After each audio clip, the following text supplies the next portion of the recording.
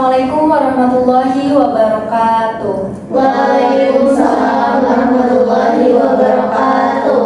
Terima kasih kepada teman-teman yang sudah hadir di acara konseling kelompok ini. Apakah teman-teman semuanya dalam keadaan sehat? Alhamdulillah. Sehat semua ya. Iya. Alangkah baiknya sebelum kita memulai acara konseling kelompok ini, kita berdoa terlebih dahulu.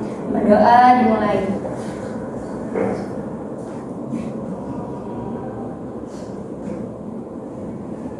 Berdoa selesai. Di sini udah pada kenal apa belum nih? Belum. Kita perkenalan dulu ya.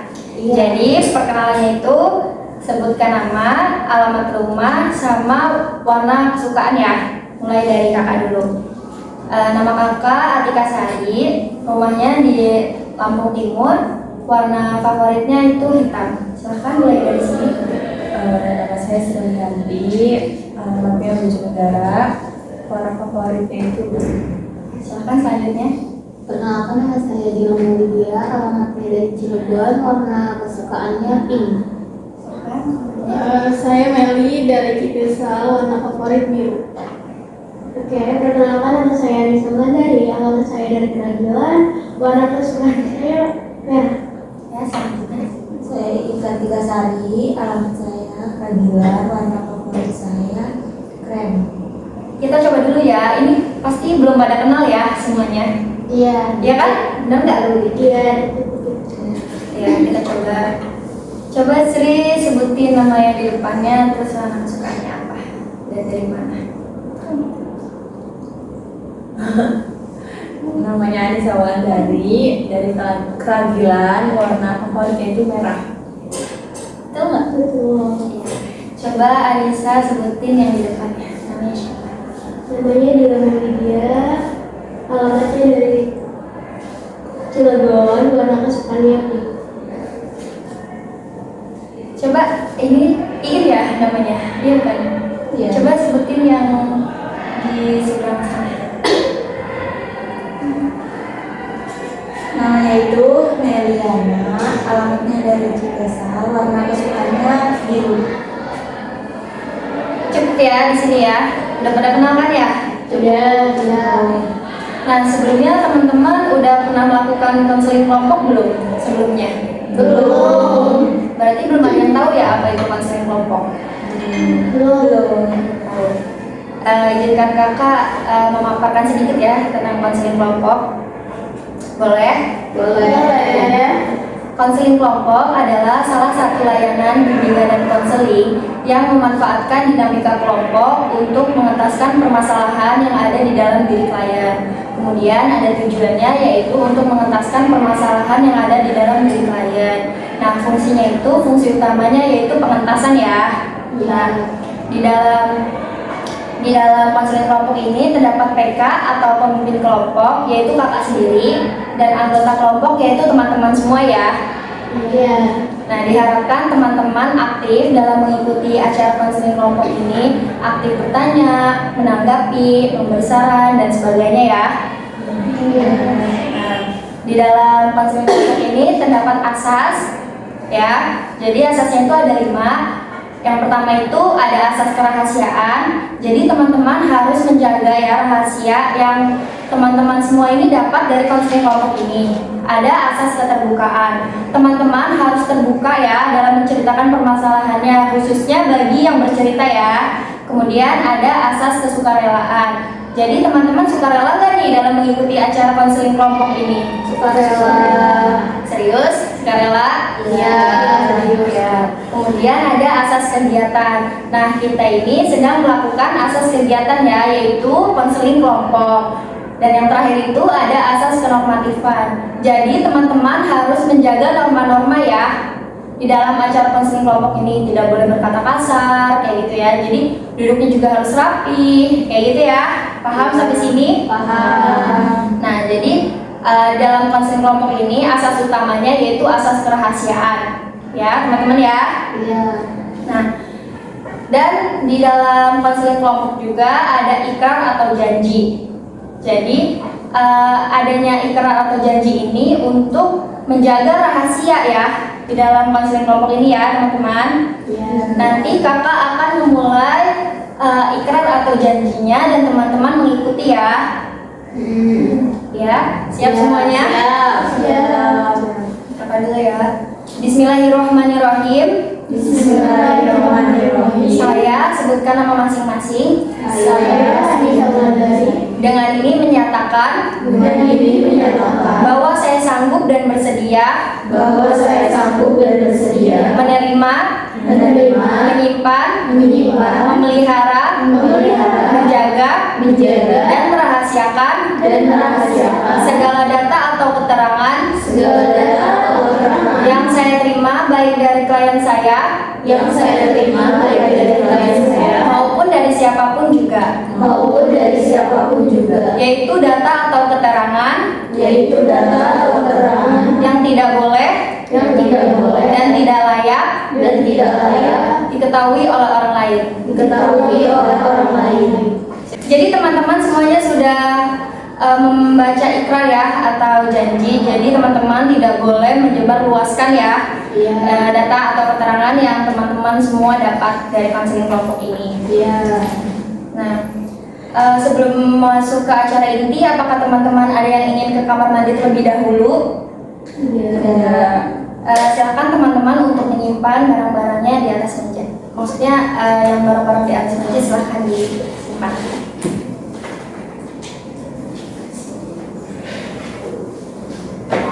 Sudah siap semuanya? Siap. Baik teman-teman, di sini siapa yang suka rela untuk menceritakan permasalahannya dan ingin dibantu untuk diselesaikan permasalahannya hari ini juga? Siapa yang karangan? Oh, ada dua nih ya. Kita tanya dulu ya permasalahannya apa. Coba dari ini dulu. Permasalahannya apa? Kalau saya permasalahannya itu tentang susah memanage waktu. Silakan Kak Anissa apa? Ini ya, Iya, ini ya. kayak apa ya, masalah di rumah antara dua orang gitu. Orang tua ya. Iya. Nah ini kan udah ada yang dua ya, dua permasalahan. Pertama itu ada manage waktu sama broken home nih. Kira-kira siapa dulu nih yang ingin diselesaikan permasalahannya menurut kalian? Nanti angkat tangan ya. Pertama itu dari Iin, siapa nih? Kalau Anissa? Berarti Anissa dulu ya. Silakan Anissa untuk menceritakan permasalahannya lebih detail lagi. Untuk pas umur 5 tahun kan mungkin orang tua gitu kayak cekcok gitu, tapi kan bisa kan belum tahu apa-apa ya di umur 5 tahun itu. Lalu waktu pas sekitar apa ya, umur mau ke 6 tahun, orang tua kita tuh kayak bercerai gitu kan. Terus dan benar-benar Nisa tuh kayak nggak tahu apa-apa juga, disuruh gimana sih umur 6 tahun tuh kayak harus ngikut kemana gitu kan, belum ada pikiran kemana-mana. Sudah tuh semuanya kayak orang tua kayak cekcok, bertengkar apa, dan Nisa pun kayak mau misahin juga nggak bisa kan gitu. Dan di umur 7 tahun Nisa suruh ngikut ke pihak mama gitu kan. Itu oke, ya jadi Nisa kayak dibawa ke mama gitu, ke keluarga mama yang di kampung Nisa tinggal sekarang. Lalu Nisa bingung, pas itu Nisa bertanya kenapa bapak Nisa nggak ikut ke mama gitu ya. Kata mama, nggak apa-apa, bapak lagi kerja aja gitu. Dan Nisa bertanya lagi gitu, kok bapak nggak pernah kesini ya gitu kan. Terus mama bilang bapak lagi pergi jauh gitu kan. Dan di umur 9 tahun itu kan waktu pas masuk SD ya, mama Nisa kayak pergi gitu, apa kayak kerja. Kerjanya tuh kayak nggak apa ya, nggak dekat gitu, kayak kerja jauh gitu. Dan mungkin pulangnya tuh bisa kayak jadi TKW gitu kan. Soalnya benar-benar di masa-masa dulu tuh kayak Nisa tuh bukan orang punya. Jadi sebenarnya bukan orang punya, kayak kurang berkecukupan gitu kan. Apalagi mama juga punya parent gitu kan. Jadi mama berusaha biar pergi TKW, lalu bisa dititipkan gitu. Yang ngasuh tuh kayak mama kakaknya mama gitu, kayak bibi gitu kan kalau kita bilang. Jadi semenjak umur 9 tahun terus pas SMP Nisa belum pernah yang ngerasain gimana sih gitu kasih sayang orang tua gitu. Gara-gara Nisa tuh kayak nggak pernah pulang gitu, paling nelfon gitu udah, jadi cuma video call aja. Jadi pas itu pulang pas Nisa umur berapa sih? Pokoknya kelas 3 SMP aja. Waktu kelas 3 SMP. Jadi benar-benar dari SD sampai SMP Nisa belum pernah yang ngerasain kayak apa tuh juga diambilin gitu, kayak sekolah tuh nggak dianterin gitu. Jadi kayak mikir, gitu, kenapa anak yang paling bisa tapi Nisa nggak bisa.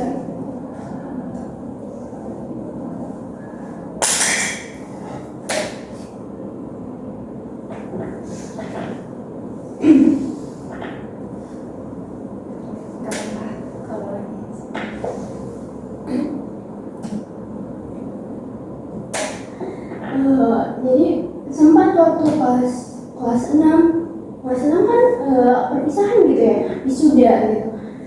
Mikir, enak banget gitu ya, ada yang nungguin gitu. Sedangkan Nisa nggak ada, paling cuma bibi gitu ya kan yang merawat Nisa. Dan alhamdulillahnya bibi tuh kayak sayang banget gitu, kayak alhamdulillah masih tergantikan gitu sosok orang tua. Terus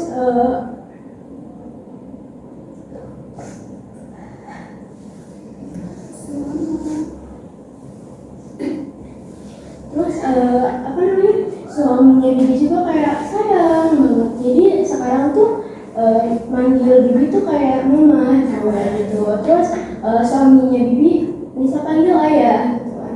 Kayak benar-benar sosok mereka tuh yang menggantikan orang tua Nisa gitu kan. Jadi waktu pas SMP juga belum pernah yang ngerasain rapotnya diambilin. Malahan waktu pas pengambilan rapot, entah itu bibi Nisa atau mama teman Nisa sendiri gitu. Kalau bibi Nisa ini nggak bisa gitu. Kalau misalkan saudara Nisa juga nggak bisa, apalagi kan Nisa anak satu-satunya gitu, nggak punya kakak atau siapa, paling cuma sepupu gitu. Itu pun kalau sepupunya nggak kerja atau ada waktu luang gitu. Pas itu kadang juga ngambil sendiri, kadang diambilin sama teman gitu. Dan waktu pas SMA, waktu kelas mungkin sekitar kelas 1 SMA atau mau kelas 2, orang tua Nisa pulang, ya kadang di rumah tuh kadang asing gitu sama orang tua Nisa ini, kayak mama Nisa ini kayak nggak kayak orang gitu terbuka sama orang tua Nisa, nggak bisa gitu, kayak mungkin karena gara-gara nggak deket juga gitu, jadi apa-apa sama bibi. Tapi waktu pas mau kuliah ini bibi Nisa meninggal.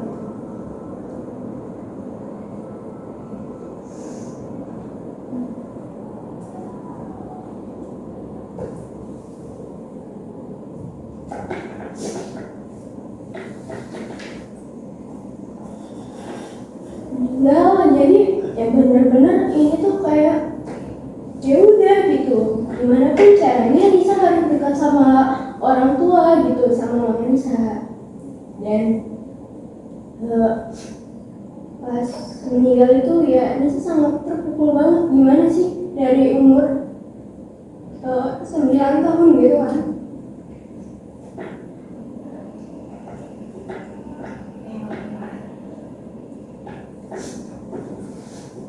Kayak intinya kayak di rumah juga kayak benar-benar sendiri gitu, capek. Kata orang jadi anak tunggal tuh enak gitu, tapi nggak semuanya enak, karena benar-benar mau curhat siapa gitu kan, mau sama siapa gitu kan, mau ngajak main sama siapa, nggak ada siapa-siapa gitu. Ya kadang sedih aja, kenapa gitu, pas itu sampai kayak marah sama Allah gitu kan. Kenapa bisa keluarga bisa nggak seperti keluarga orang lain gitu. Jadi benar-benar, tapi Nisa ngeliat juga ke depan dan ke belakang, ngeliat yang gini, karena di luar sana masih banyak banget anak-anak yang kekurangan, entah dari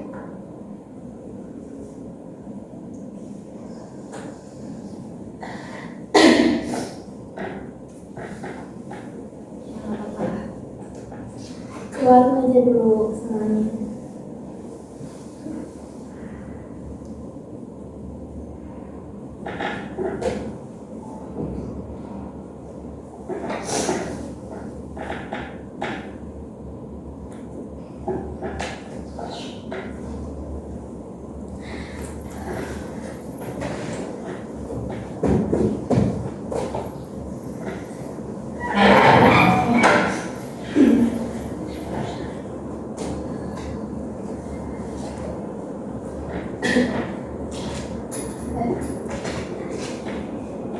Jadi kadang ya suka mikir kayak gitu.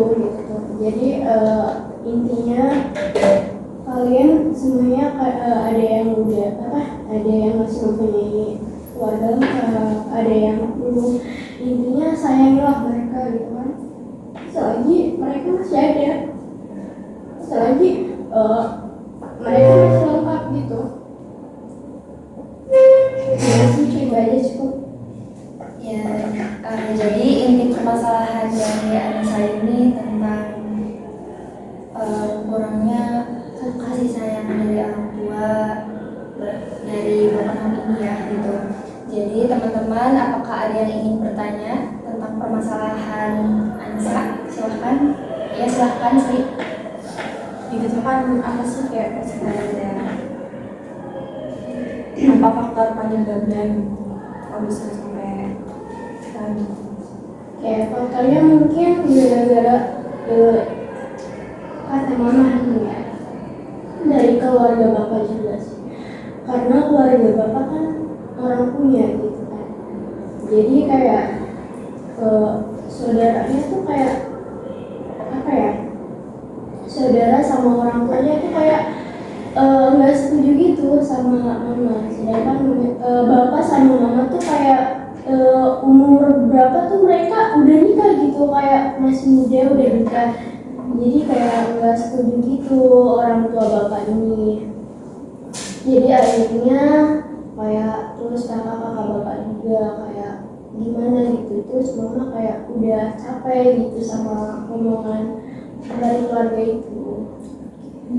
Apakah ada yang ingin bertanya lagi? Silahkan. Nanti terlebih dahulu.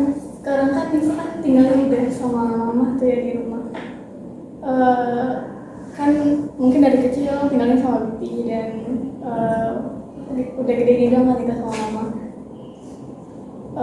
Sejauh ini udah mulai terbuka belum sih? Udah bisa mulai terbuka belum sama mamanya gitu? Sampai sekarang. Silahkan dijawab. Dibilang terbuka sih enggak, karena Nisa juga bukan orang yang terbuka gitu. Apalagi Nisa juga kayak orang apa ya, tertutup gitu, sama enggak sama orang tua juga, kadang sama temen juga kayak enggak langsung ini itu enggak. Jadi nggak langsung dekat gitu ya. belum terbuka gitu. Gimana sih mau menjauh orang tua sendiri, jadi nggak dekat gitu. Jadi apapun kayak sakit udah beneran aja sendiri gitu, nggak saya sakit enggak. Ya silahkan. Kan katanya udah bilang ke mama ya udah. Tapi masih kayak agak dekat dan nyambung mungkin ya. Iya. Karena udah lama enggak itu. Terus berarti di rumah kayak gimana tuh? Maksudnya kayak Nisa ngelakuin apa gitu buat biar bisa deket sama mamanya atau gimana gitu, biar ngeblurin rasa canggung gitu. Ya paling cuma sekedar ngobrol aja gitu, kayak ngobrol-ngobrol biasa. Apa sih yang harus diomongin gitu, paling masalah kayak kuliah doang. Gimana kuliah kamu? Ya alhamdulillah. Dan Nisa pun kayak orang apa ya, nggak banyak ngomong, jadi sebodoh gitu kan sama. Jadi kayak udah habis makan di tempat makan gitu langsung ke kamar, misal ke kamar aja gitu, nggak nonton TV bareng apa bareng, enggak, kayak udah benar-benar canggung aja, misal bingung gitu. Terus yang Nisa rasain sekarang tetap ngerasa walaupun udah ketemu sama kakak udah tinggal sama mama, tetap ngerasa kayak kesepian gitu, apa ngerasa kayak oh yaudah yang penting udah ada mama gitu tinggal bareng, tapi tetap ngerasa kesepian gitu? Ya dibilang masih kesepian ya, karena kan orang tua Nisa kadang mama juga keluar terus gitu kerja, dan ayah Nisa kan kerjanya nggak dapat jauh, jadi pulang paling Minggu atau Sabtu gitu, Sabtu Minggu pulang.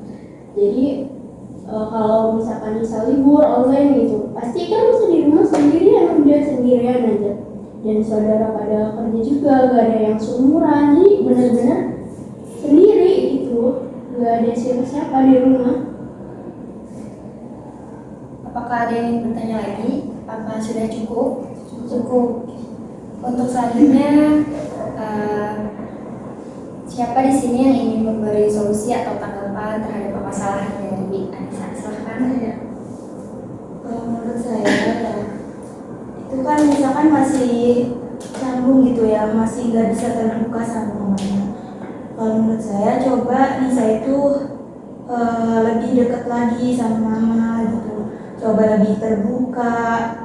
Pasti kalau Nisa cerita tentang tentang masalah yang Nisa alami, pasti nggak mungkin juga kan mama kamu nggak peduli, pasti ya dengerin lah. Ya coba gitu cerita sama mama, coba terbuka. Terus kalau ada apa-apa tuh coba Nisa kayak ngandelin mama gitu, siapa tahu mama kamu juga ngerasa lebih deket lagi sama Nisa, jadi kan lebih deket gitu, jadi enak, nggak canggung lagi. Cukup. Apa ada lagi yang ingin memberi solusi atau tanggapan terhadap permasalahan dari Anissa? Ya, silahkan Berlin. Sebelumnya saya sharing dulu ya. Mungkin di posisi saya di sini juga sama ya kayak Nisa broken home gitu ya. Dan posisi saya juga di sini tinggal sama mama gitu. Nah, mungkin cuman bedanya di sini aku emang dari kecil gitu ya dekat sama mama, jadi dekat sama mama. Kalau Nisa kan kebalikannya gitu ya, nggak bisa dekat sama mama.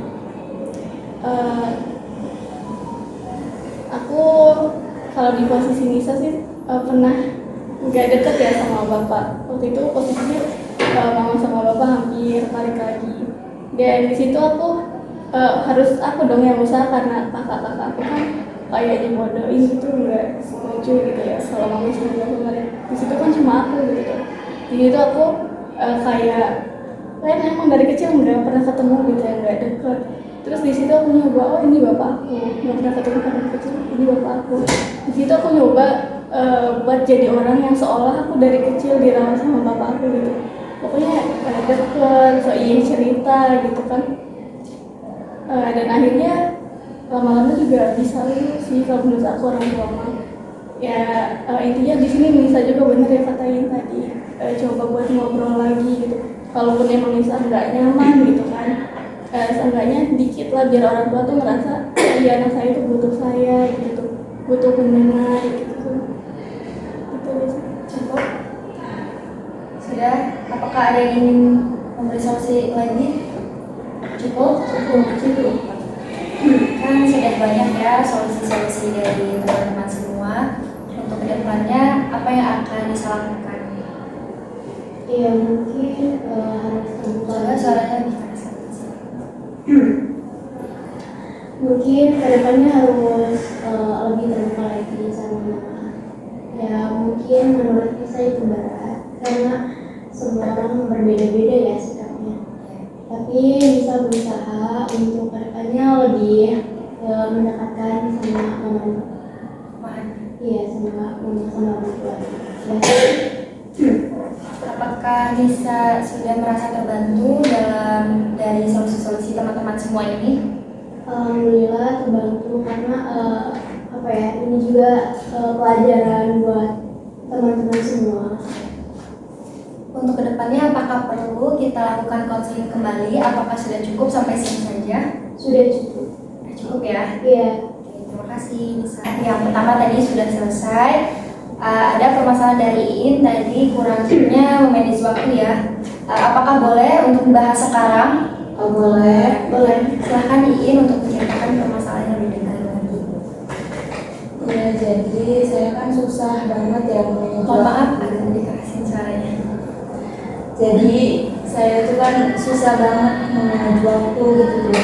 Apalagi semester 4 ini kan kayak tugasnya itu numpuk banget, terus juga tingkat kesulitannya itu beda gitu, kayak lebih sulit. Jadi saya tuh susah banget ngatur waktu antara buat ngerjain tugas sama buat ngerjain pekerjaan rumah gitu, karena kan di rumah tuh nggak ada yang beres-beres. Soalnya kakak, saya punya 3 kakak ya, yang satu kakak laki-laki, yang satu perempuan kan, teteh gitu. Tapi yang 2 ini kan udah punya rumah masing-masing gitu. Dan teteh sebenarnya masih di rumah, masih satu rumah, tapi kan kerja gitu, kadang sering lembur juga. Jadi kadang pas pulang kuliah tuh ya kadang capek gitu tuh, pulang sore tapi di rumahnya masih berantakan gitu, nggak ada yang beres-beres. Karena dulu kan masih ada ibu gitu.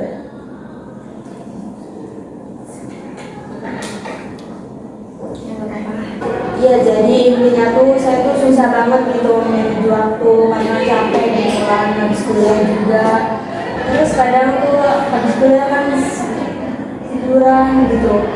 Jadi capek malam buat ngerjain tugas dan akhirnya malam tuh begadang gitu buat ngerjain tugas. Terus kadang paginya itu bangunnya kesiangan gitu. Cukup. Jadi inti permasalahannya susah ya memanage waktu antara kuliah sama beres rumah ya. Sampai di sini yang ingin bertanya tentang permasalahan dari Iin. Ya silahkan. Kan katanya karena kuliah juga ya, pada kuliahnya kalau boleh tahu itu dari kapan sampai kapan ya? Iya, maksudnya jadwalnya itu dari pagi sampai sore atau dari sore sampai malam gitu? Beda-beda sih Kak, tiap hari itu beda-beda kan jadwalnya. Ada yang dari pagi sampai sore, ada yang dari siang sampai sore. Itu yang jadwal dari pagi sampai sore itu habis pulang kuliah sorenya itu gunain buat apa?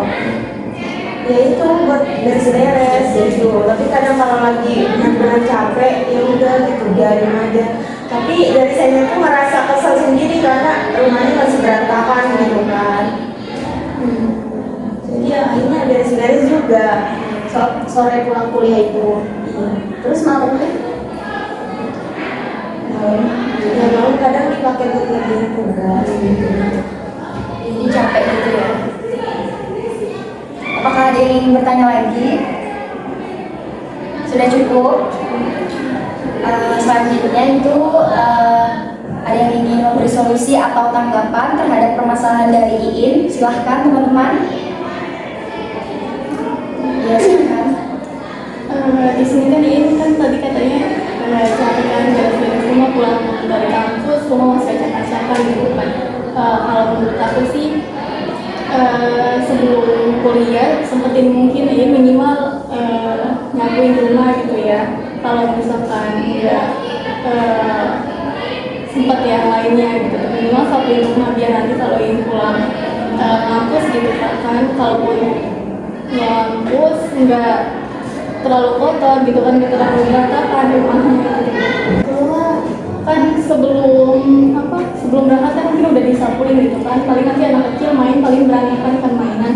Mungkin nanti kan dia bisa ngeberesin mainannya aja tuh, ditaruh ke tempat-tempatnya gitu kan, nggak usah nyapuin lagi karena seenggaknya gitu kan nggak terlalu kotor gitu kan, jadi tinggal beresin mainan aja. Bu, tadi kan sudah banyak solusi dari teman-teman semua. Untuk kedepannya apa yang akan Iin lakukan? Jadi saya akan coba gitu ya, yang penting waktu saya sebelum berangkat kuliah tuh coba beres-beres dulu gitu, biar nantinya nggak kotor-kotor banget. Terus saya juga nanti bakal buat gambar gitu, mana waktu buat ngajar sama waktu buat beres-beres.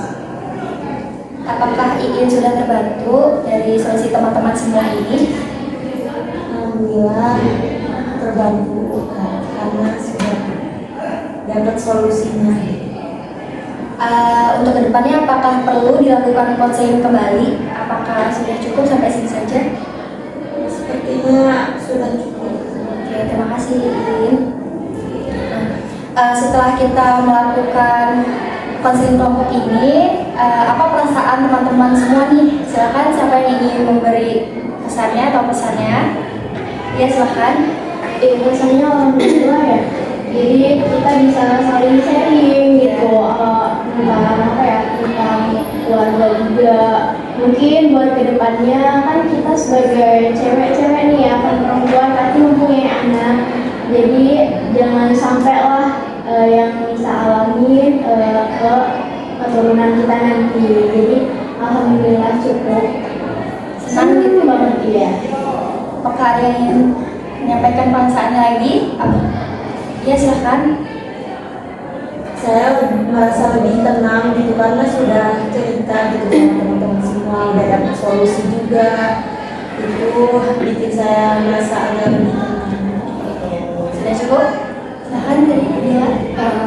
Iya, kalau saya perasaannya senang ya karena bisa dapat pengalaman dari yang teman-teman semua sharing tadi. Jadi nanti bisa buat gambaran saya ke depannya kalau mengalami itu gitu. Semangat ya semuanya teman-teman dalam menjalani kehidupan, karena hakikatnya manusia itu pasti memiliki masalah ya. Oke, mungkin cukup sekian konseling pada hari ini. Semoga teman-teman semuanya mendapat ilmu, mendapat pengetahuan ya teman-teman ya. Iya. Mohon maaf apabila ada kesalahan dari kakak, dimaafkan ya. Iya. Mungkin cukup sekian. Saya akhiri. Assalamualaikum warahmatullahi wabarakatuh.